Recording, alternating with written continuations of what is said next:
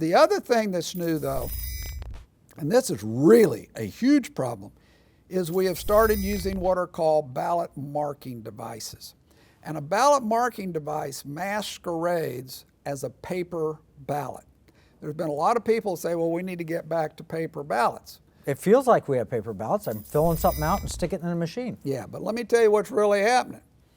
You go to an electronic machine and you see your ballot and you cast your Right. votes, and then it prints it out and you can look at it.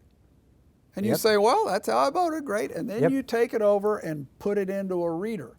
You do? What you don't know is that reader has a printer in it too. And that reader is reading barcodes that should correspond to your votes, but they can change them. Why do you need barcodes? I remember when I took tests, Scantron tests, you'd circle in, you'd fill it in with a pencil and fill it in, don't get outside it, fill it in, and then you could pull it up and see exactly, I picked A, B, C, or D. Right. Why can't we just do that? We could, but with barcodes you can cheat. In fact, we highlight, and there's been a lot of studies on this. I'll give you 3 good studies about how you cheat with barcodes. But Kevin, it is so subtle because it's, in a barcode you see all these lines.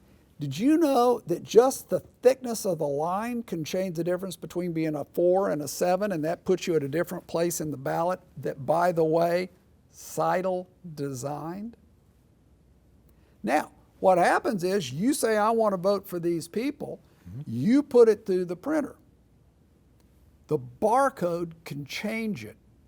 And when you rerun that as an audit, what do? Well, you run it through the barcode reader. You mean again. the reading device, when you said it has a printer in it, when I put it in there, the reading device can change the barcodes. Yes, it can. So that it looks like a different outcome than you actually voted. Absolutely. And not only that, but it's almost impossible to trace with what's called a risk limiting audit because there's so many ways to cheat. For instance, when it prints out the barcodes, it'll print 3 little barcodes on a line.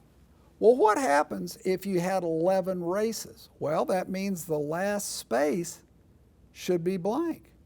But the machine can fill it in with a new vote for one of the other people if it wants, and you're never going to count how many barcode spaces. No, of course not. and how many Nobody's votes. going to look at their barcode. Correct, but that's one of the ways you can do it. We outline all of them here.